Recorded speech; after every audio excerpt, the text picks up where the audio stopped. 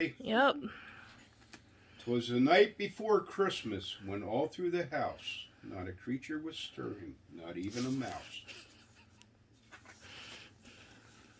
The stockings were hung by the chimney with care, in hopes that St. Nicholas would soon be there.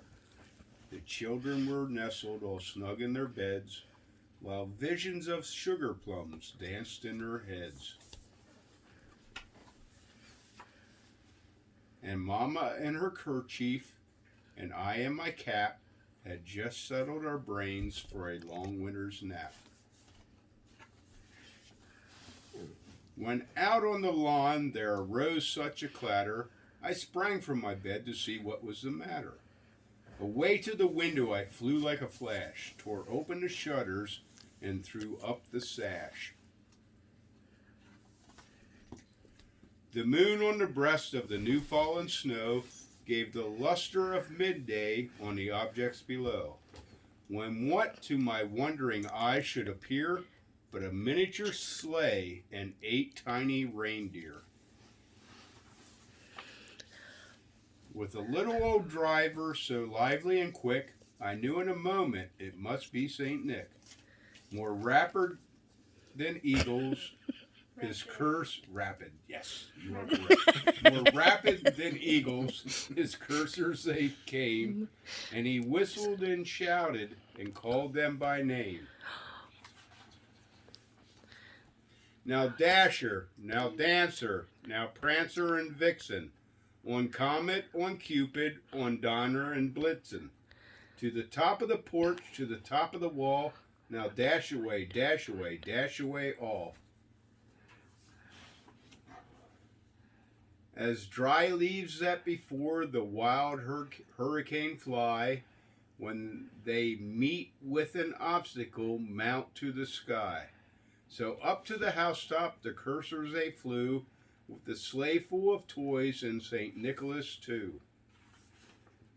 And then in a twinkle I heard on the roof the prancing and pawing of each little hoof. As I drew in my head and was turning around, down the chimney St. Nicholas came with a bound.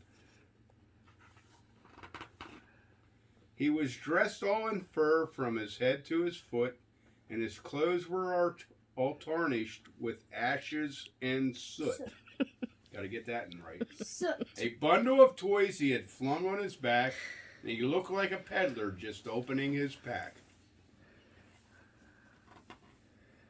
His eyes how they twinkled, his dimples how merry, his cheeks were like roses, his nose like a cherry.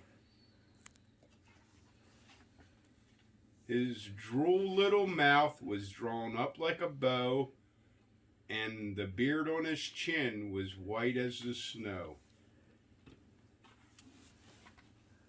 The stump of a pipe he held tight in his teeth, and the smoke it encircled his head like a wreath. He had a broad face and a little round belly that shook when he laughed like a bowl full of jelly. He was chubby and plump, a right jolly old elf, and I laughed when I saw him in spite of myself. A wink in his eye and a twist of his head soon gave me to know I had nothing to dread.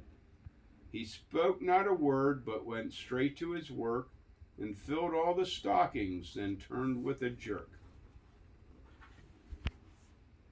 In laying his finger aside of his nose, and giving a nod, up the chimney he rose. He sprang to his sleigh, to his team gave a whistle, and away they all flew like the down on a thistle. But I heard him exclaim, as he drove out of sight, Merry Christmas to all, and to all a good night.